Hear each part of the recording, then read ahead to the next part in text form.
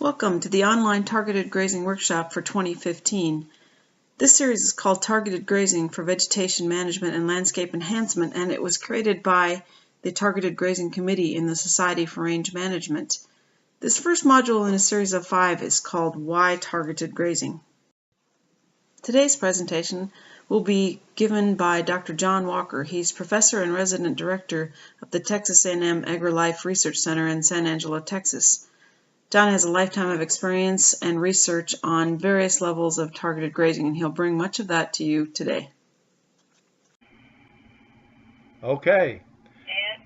And you're on. All right. Well, thank you for that introduction, Karen. And so today I'm going to kind of give you an overview of how targeted grazing is used, what it is, and these sort of things. With a definition of targeted grazing. And that definition, again, one that we developed for that handbook that was published in 2006, is the application of a specific kind of livestock at a determined season, duration, and intensity to accomplish defined vegetation or landscape goals.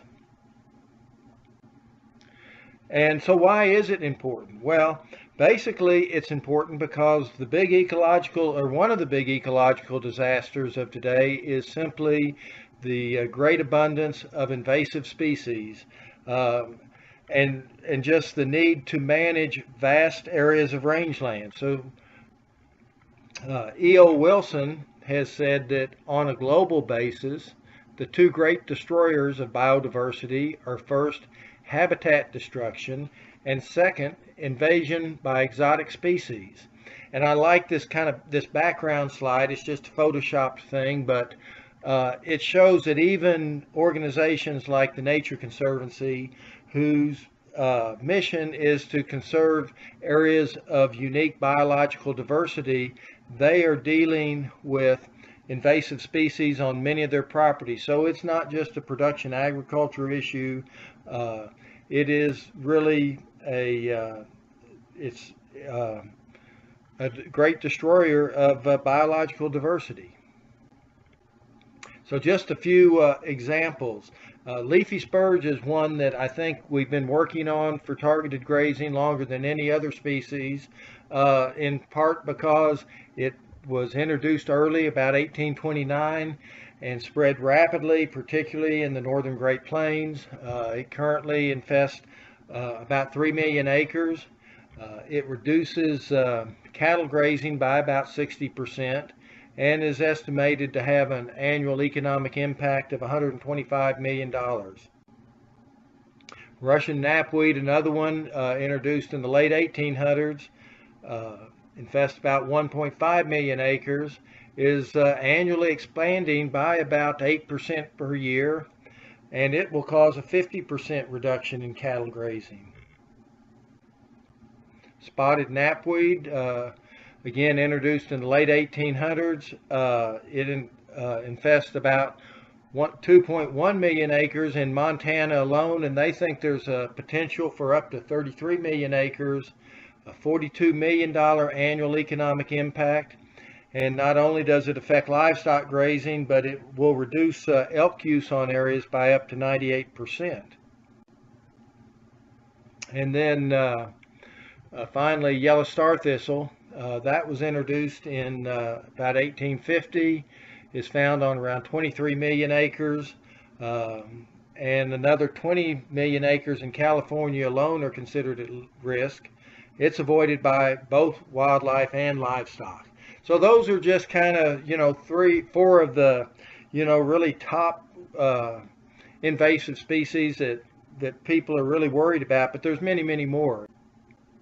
And it's estimated that overall, there's about a $20 billion annual economic damage with millions of private and public land acres affected.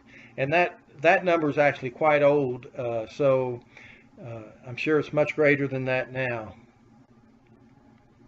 So this CAST publication in 2000, they listed 59 different invasive species on rangelands and wildlands, and of interest is that of those, 37% of them are still expanding, 44% are considered widespread already, and only about 19% are kind of isolated problems in different areas.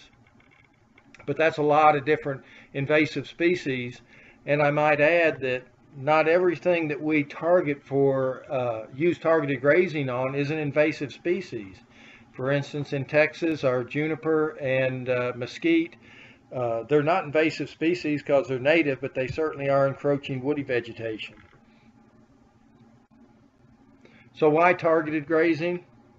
Simply because we'll need every available management strategy to address the problem of invasive species. So we're not going to use targeted grazing in isolation. We'll use it with all the other tools, but we need to use it because these invasive species are found, they're widespread, they're in a lot of rugged areas that it's hard to use anything else in.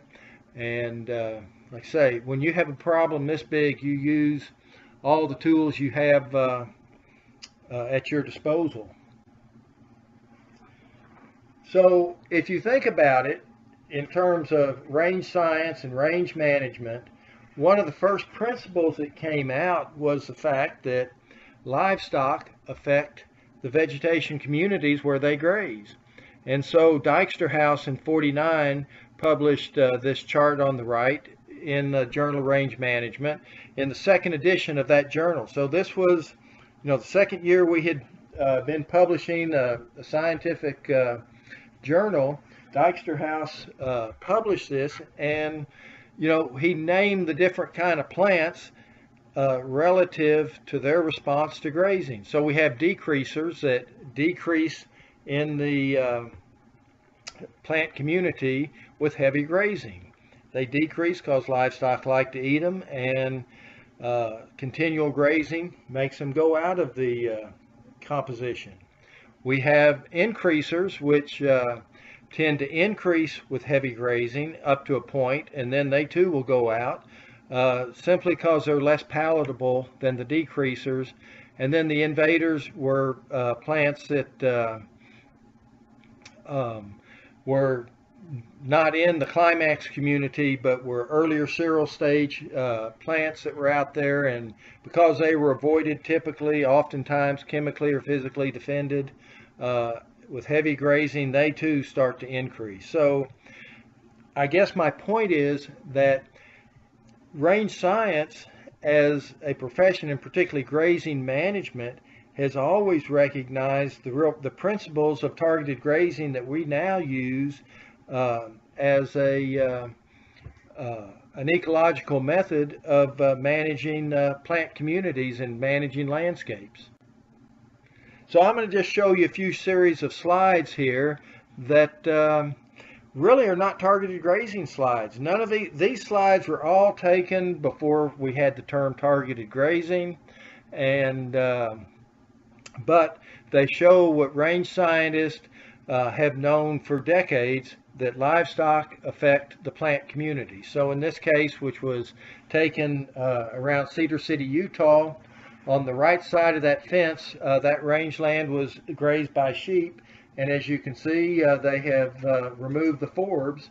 And on the left side, that did not have sheep grazing, they have an abundant forb community. So, and whoever was managing this wasn't trying to get rid of the forbs, but their grazing management did it anyway. Here's another example. This is from Central Texas, and that's mostly shin oak on the left, and as you can see, and this is a goat grazed pasture. As you can see on the right side of that fence, the woody vegetation has been removed due to the preference of goats for that shin oak, for that woody species. So again, that wasn't necessarily the purpose, but it was a consequence of it. And in fact, in Texas, it's long been known that we've long used goats to keep down the amount of woody plants. And as we've moved away with fewer and fewer goats, we're having more and more woody plant invasion. And then it's not only livestock that can affect the vegetation, but this particular picture was taken in Yellowstone National Park, and on the left is an elk-proof exclosure that's full of willows and aspen, and as a result of excluding the elk, those woody plants have been able to fill up that exclosure. But on the right, where the elk have their winter range, you'll see there's very little of those woody plants. So again, livestock, wildlife, insects, all herbivory are going to affect what plants are present in a community, in addition to the soils and other abiotic factors. But a big one is the biological factors. So when we talk about grazing management, there are, in my opinion, 4 basic principles. You'll find these referred to in slightly different ways in different publications, but I can fit them all into my group, or vice versa. Number 1, the most important one, of course, is stocking rate, followed by distribution, season of grazing, and kind of livestock. And we're going to talk about these depending on your goals. The order of importance of these will change, okay? Well, so let's go back to where we started. What is targeted grazing? Well, the definition we talked about a minute ago, it was the application of a specific kind of livestock. Okay, that's one of the principles, right? Kind of livestock. At a determined season of grazing, again, duration and intensity. Stocking rate is simply a function of duration intensity to accomplish defined vegetation or landscape goals. And again, the distribution is, we put this targeted grazing in a specific area where we have a land management goal we want to accomplish. So in a sense, we're always distributing our livestock when we're doing targeted grazing in an area that has, the problem plants. Otherwise, we could just use normal grazing management procedures. So again, I just want to kind of compare the two, traditional grazing versus targeted grazing. Really, the big difference is the goal. Typically and historically, with traditional grazing, the goal has been sustainable livestock production. So we were concerned both about the sustainability of the rangeland. We didn't want to overgraze so that we lost that resource. We wanted it to perpetuate itself. But we were also equally concerned about the level of livestock production, which was kind of twofold. It was actual individual animal performance, and then production per unit area, production per acre, because we know that we can stock light enough that we can maximize that individual animal performance, but the overall ranch production may be too low to be sustainable. So, and I guess I would say there's also an economic sustainability in there. When we talk about targeted grazing, the goal is a modification of plant communities, and that is the goal. So that it's really the goals that differ. Now we're going to take care of our animals in targeted grazing. That's kind of a given, but we're going to manage them in a way that that we meet our vegetation and plant community management goals, and the economic aspects, at least in terms of livestock production, are not near as important. If we look at the principles, they're the same. On the left, I've listed kind of in order the most important principles for traditional grazing. Stocking rate is always going to be the first, the number one. Everybody pretty well agrees on that. Distribution is very important. That's why we have a lot of interest in rotational grazing, so that we can provide rest to units over time, so that we can potentially have more uniform grazing. Even things like patch burn grazing, the goal there is to change the distribution of the livestock. Season of grazing is very important, particularly when you have seasonal ranges, as you do in the Northwest, the Intermountain area, places like New Mexico, Texas, the Great Plains, where we tend to graze year-round. Not so important, although we still try to rotate, when we have rotational grazing, rotate the season that different units get rested. And then the kind of livestock, and I list that last because the reality is most people, when they think about grazing, they think about cattle. Very few people really think about what would be the best species of livestock for the kind of rangeland, the plant communities that I'm trying to utilize. If we look at the principles, those orders almost get reversed.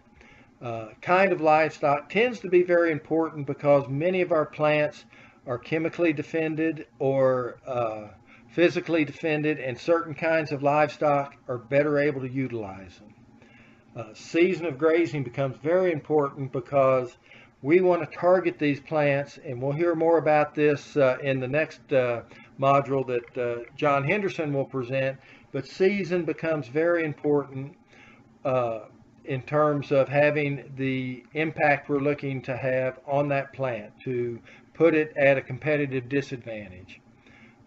Stocking rate is important. We're going to have targeted levels of utilization on both the target plant and the associated plants. We want to hit that target plant, but we don't want to overuse the other ones. And then distribution is at the bottom, not because in some respects I could say it's actually the most important. If I don't have a plant community species problem, I'm not going to use targeted grazing, but because we're using it, we've already decided we're going to do it in this area, so we don't worry about distribution as much. So what does it take to be successful at targeted grazing? Well, first you've got to know the current conditions, what the problems are, how they got there actually. You need to know the desired future condition, what you think you can accomplish. You need to understand how the plant will respond to grazing. And then you need to know about the grazing animals. What are its dietary preferences? What can you expect to do with it? Basically, targeted grazing is just another form of biological control. So I want to kind of look at the principles of biological control and compare them to targeted grazing. So definition of biological control is a deliberate use of natural enemies to suppress a target species, and the goal is to reduce the population below an ecologically or economically acceptable level. Eradication of a target plant is never the goal, and that won't happen with any form of biological control, because as the organisms that have been introduced to control an invasive plant, for instance, as they start reducing the level of that plant, there's less and less habitat for those animals. So their population numbers go down, and it kind of tends to be a little bit of a predator-prey cycle, but not to the extremes we often see in real predator-prey, but nonetheless the targeted organism plant for the biological control, as it is controlled, it just simply will support fewer of the biological or the insects or whatever that have been introduced to control it.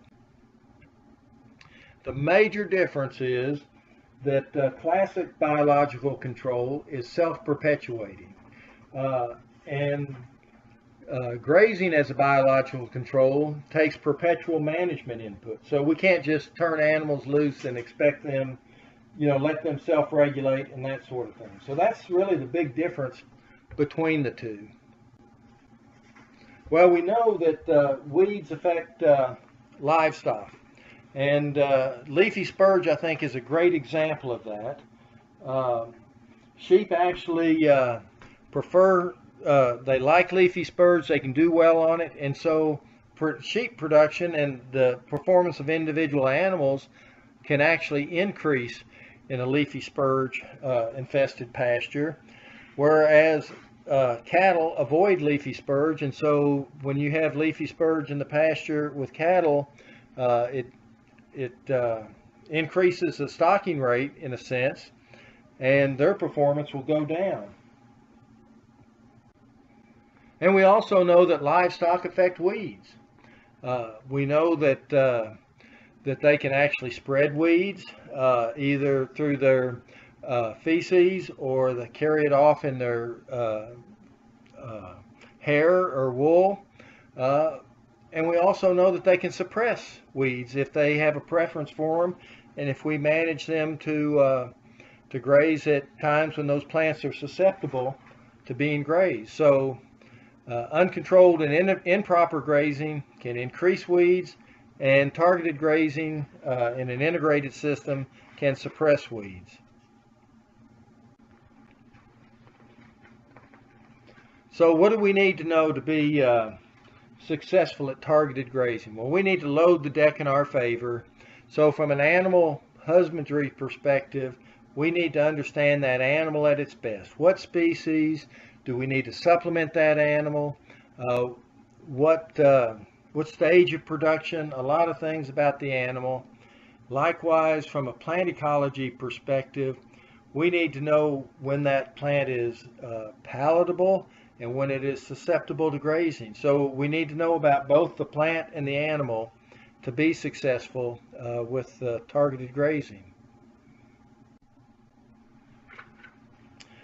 So there's some temporal scale considerations as well, and the level of targeted grazing you may need over time. So when we first start on a project, and typically we don't get started till the weeds have already become a big problem, big enough many times that other alternatives simply are not, it's not feasible anymore. Maybe it's too big to use broadcast herbicides, or maybe even herbicides aren't, you know, in this particular situation, allowable.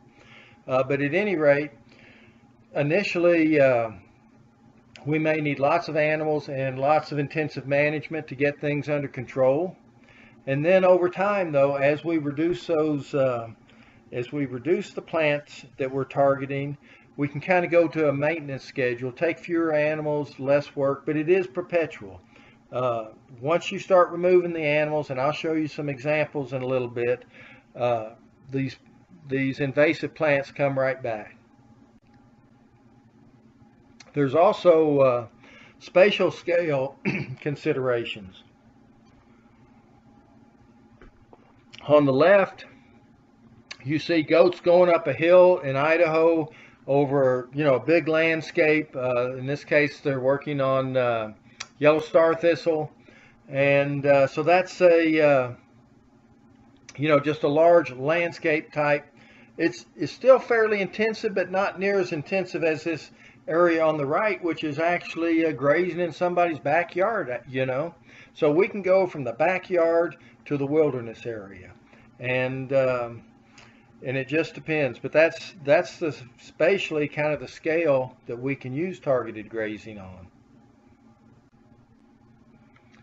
Well, there's cost to doing it for both the grazer and the land manager. And so some of the costs of the grazers are just the actual cost of the animals and the potential losses in production, because they're out there to do a job, not so much to raise livestock. There's fencing cost, water, oftentimes we have to haul the water, herders, trailers, the reduced animal production, and then the fact that you can't hang these animals up in the barn when you're done. They're not like a weed eater, right? When the weed eater's done, you put it up on the rack, and next time you use it, need it, you get it out. So there's a cost to maintaining these animals even when they're not on the job. Likewise, the land manager this may not be as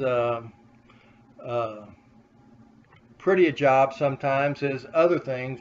For instance, if you hired a crew to go pull weeds, well, if you wouldn't take, hopefully you could train them that all they do is pull that target weed. Livestock, as you know, aren't quite that selective, but they're still selective. So we can have damage to non-target species. They can spread the weed seed, and in some cases, the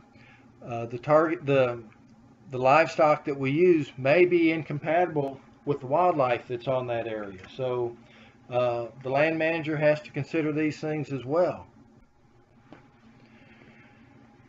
We have to balance the intensity of the management with the situation. So again, if we're going to be intensive, like that picture I showed you of goats grazing basically in the back, somebody's backyard, that's going to be very intensive. And we may use these on very sensitive areas. Oftentimes it's in urban landscapes. It becomes very targeted, and it tends to be quite expensive.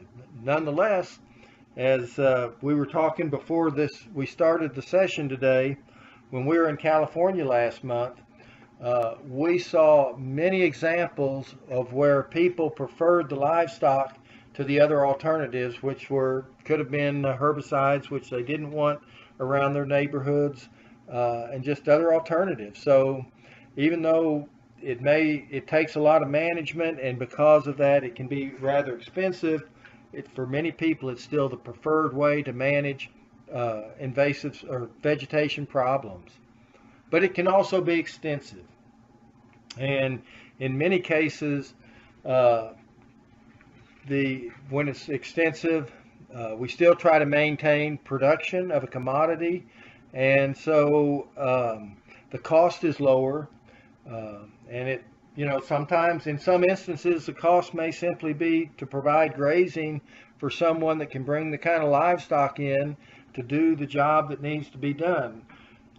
Great example of that is in North Dakota. There's a lot of multi-species grazing that occurs because cattle producers that don't want to be in the sheep business may allow sheep producers to come in and graze the leafy spurge that's in their pastures, because they know that they will actually in the long run increase the carrying capacity for their cattle. And so they may or may not pay anything, but they're getting a service. Likewise, the sheep producer is getting forage that they would otherwise not have had access to. So there's a continuum, and you just have to balance the intensity with the project that you're trying to do. So I want to go over some applications of targeted grazing. And again, in the handbook, there's chapters on each one of these. Broadleaf weeds, controlling broadleaf weeds, controlling annual grasses, managing woody plants, used in coniferous forest management, use in orchards and vineyards, used for fuel reduction, and for the enhancement of wildlife habitat.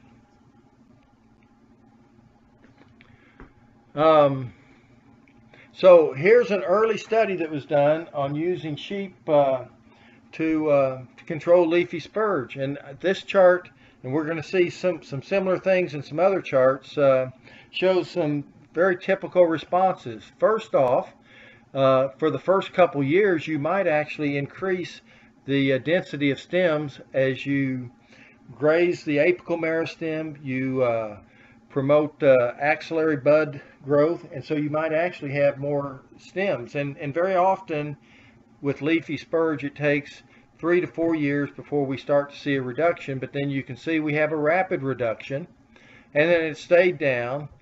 In 1975, in this experiment, they stopped the grazing treatments, and as you can see, immediately the next year the density of the spurge started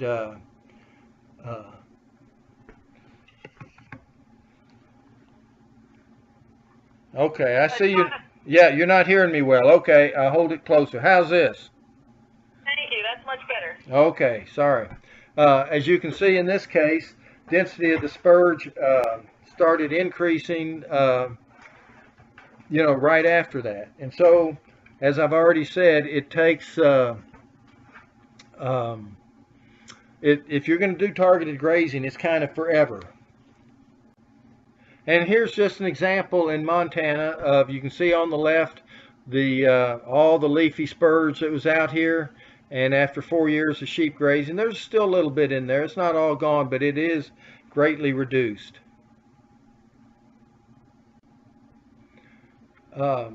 Annual grasses, cheatgrass, other annual bromes, medusa head, they tend to be very palatable and nutritious in the early spring, and they can be grazed by cattle and sheep.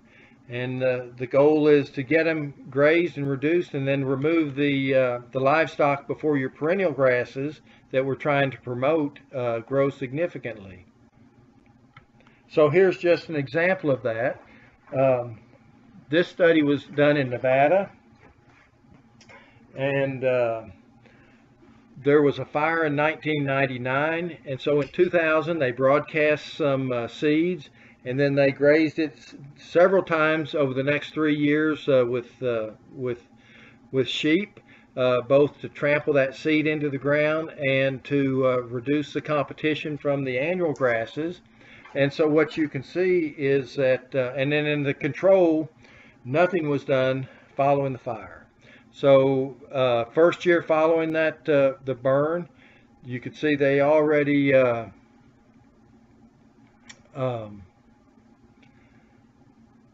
that they had reduced it some, and an even greater reduction the next year.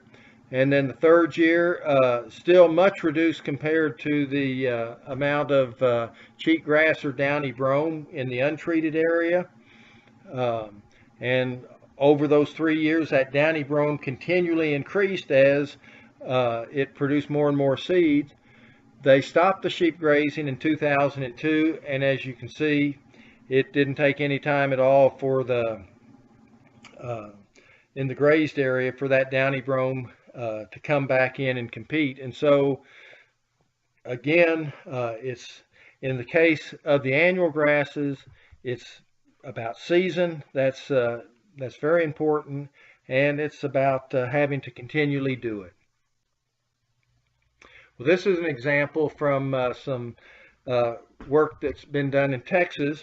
What we have here on the right, where you see all of this juniper, there's an exclosure. You can't hardly even see the exclosure because the juniper has grown up through that exclosure. That exclosure is just made out of 4x4 welded mesh panels.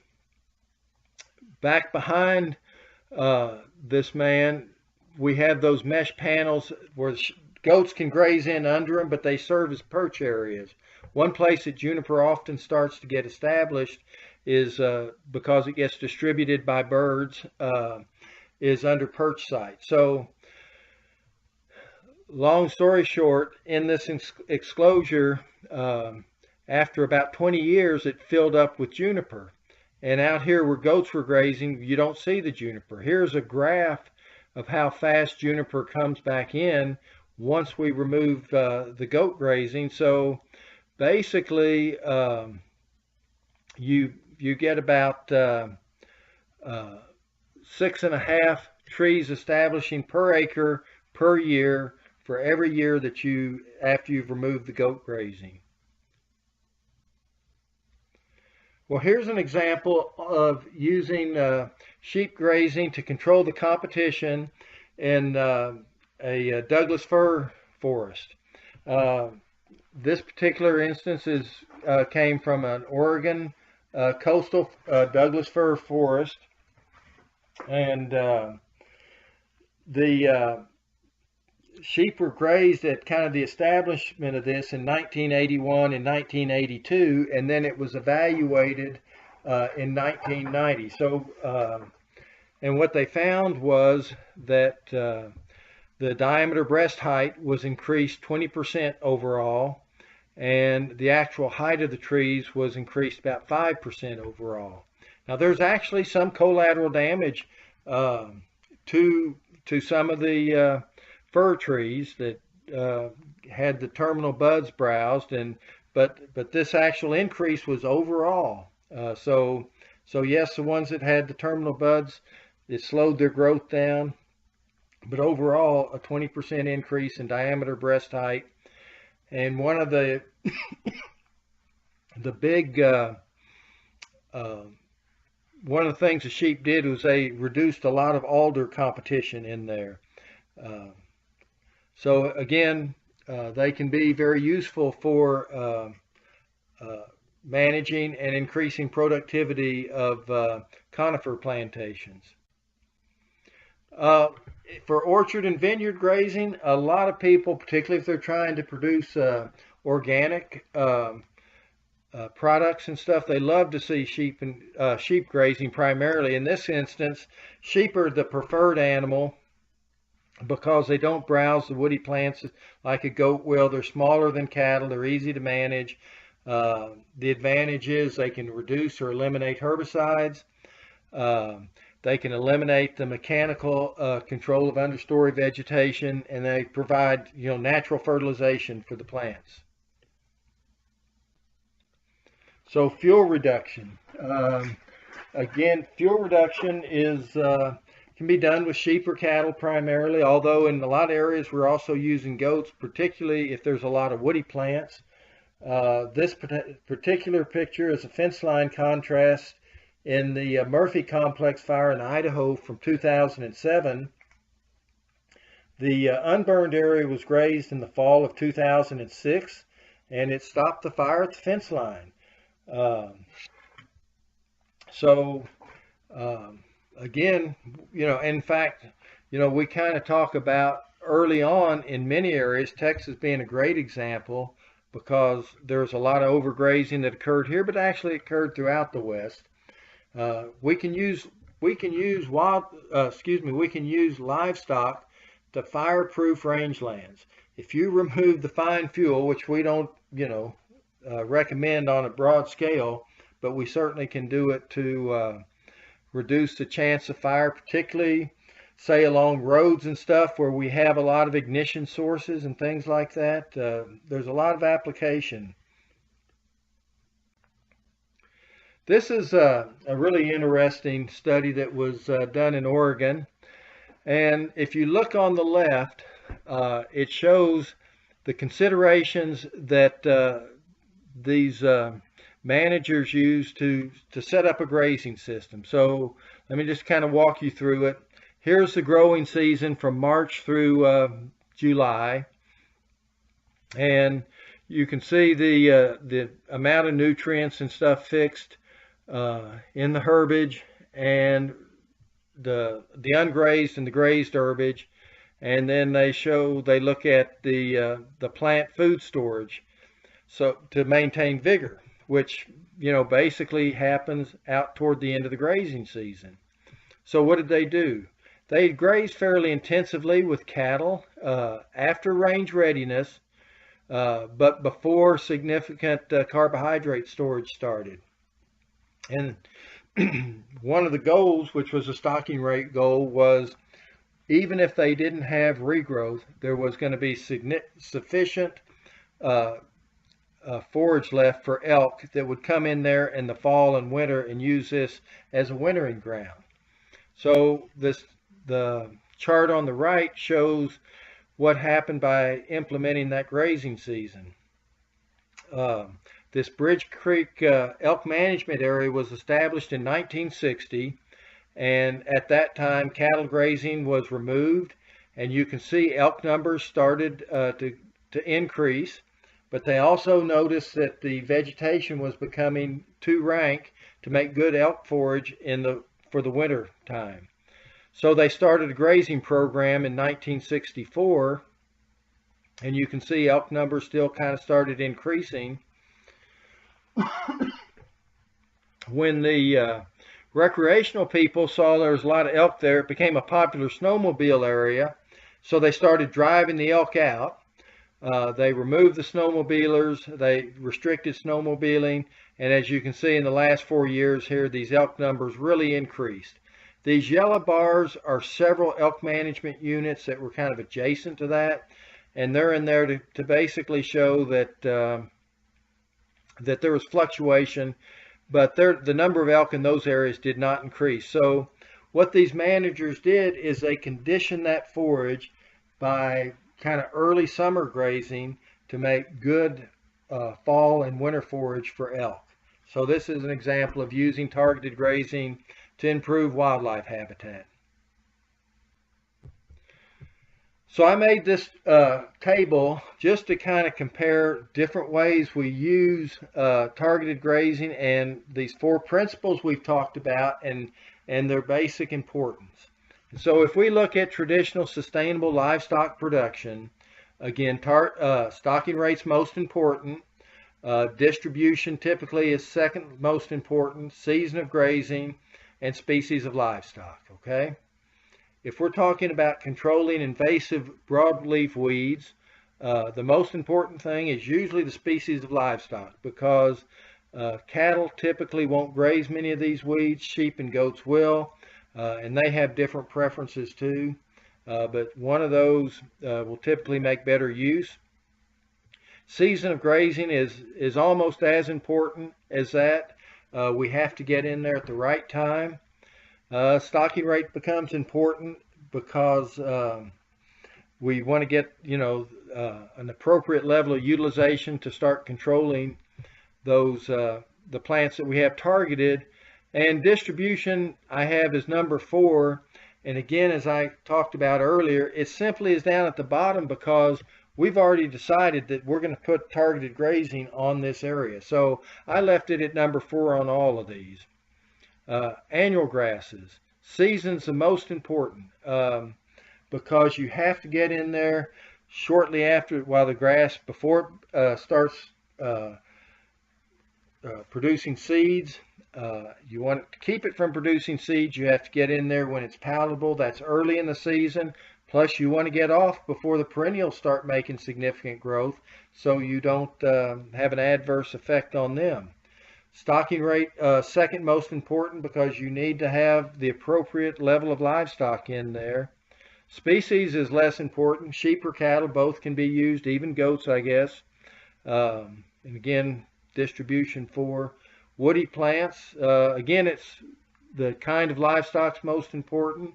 Typically, this is going to be goats because they are browsers and these other sheep and cattle are not. Season of grazing and stocking rate are kind of equally important. For fuel reduction, stocking rate's probably the most important because you just have to lower the biomass, and that just takes a certain amount of forage demand to get that done. The season's important. If you do it too early and you get regrowth, you won't accomplish much. So you need to be sure that you do it late enough in the season that regrowth won't be too important. And again, you can use most any kind of livestock depending on what you're working on. Cattle or goats or sheep, one of them might be more appropriate, not only because of their preference, but just because of the management in certain areas.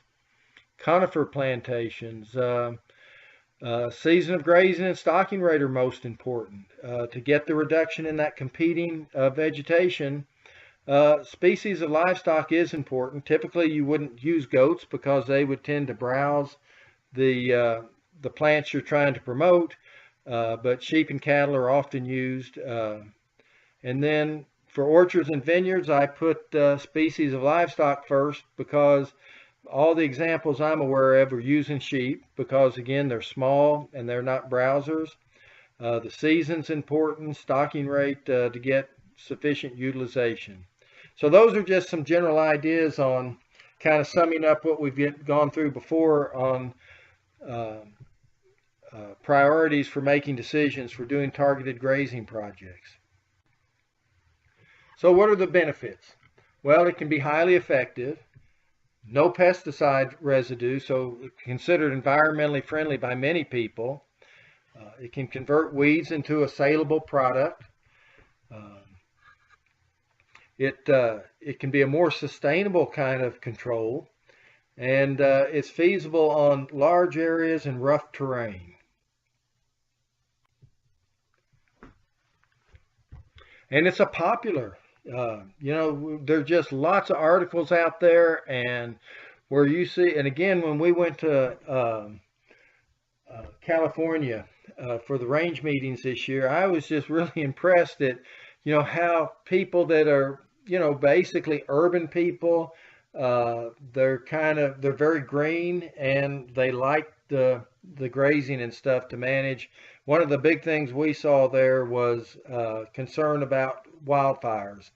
And we looked at an area outside of Oakland where they had lost a lot of houses about 10 years ago from wildfires, and they love the sheep and the goats in there for controlling you know, just the fuel management.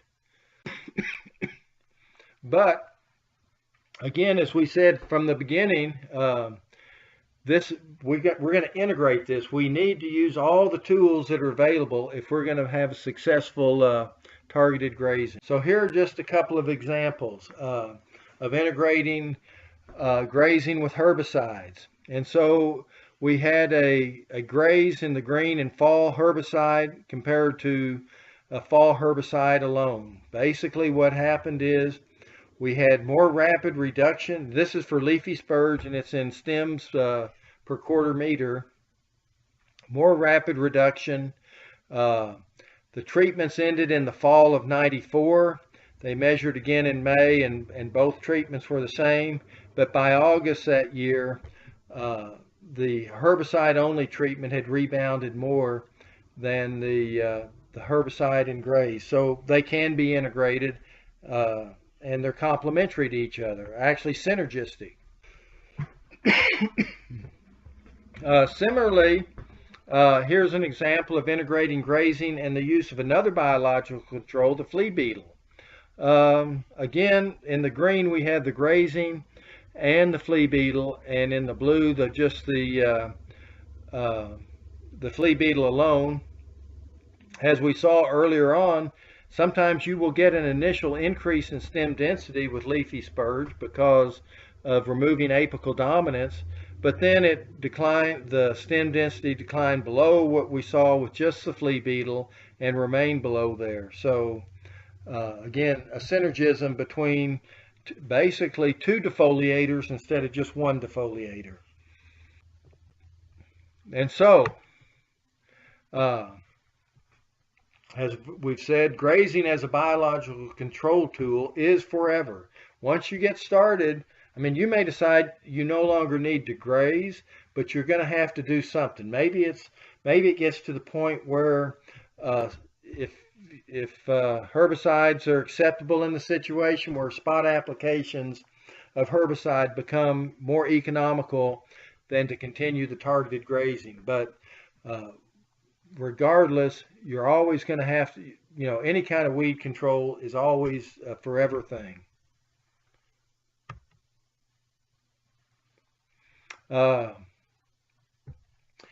In general, I'd say that sheep and goat have the greatest potential as control agents, again, because many of the plants are chemically defended, and sheep and goats are typically less affected by the plant secondary compounds that protect many plants from herbivory. And as we've been talking about, we're always going to rely on those basic principles of grazing management. We simply change the goals of the grazing management and the priority that we put on those 4 different principles. So I say that you've heard that the meek shall inherit the earth, but we also think that the meek are going to come help restore the earth through targeted grazing. So I hope you give this concept serious consideration, and I appreciate everybody's time listening to this, and we'll certainly try to answer any questions that you may have. Thanks to Dr. John Walker for this presentation on why targeted grazing.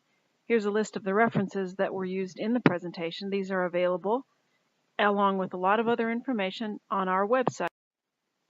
For more information about targeted grazing, visit our website, targetedgrazing.wordpress.com.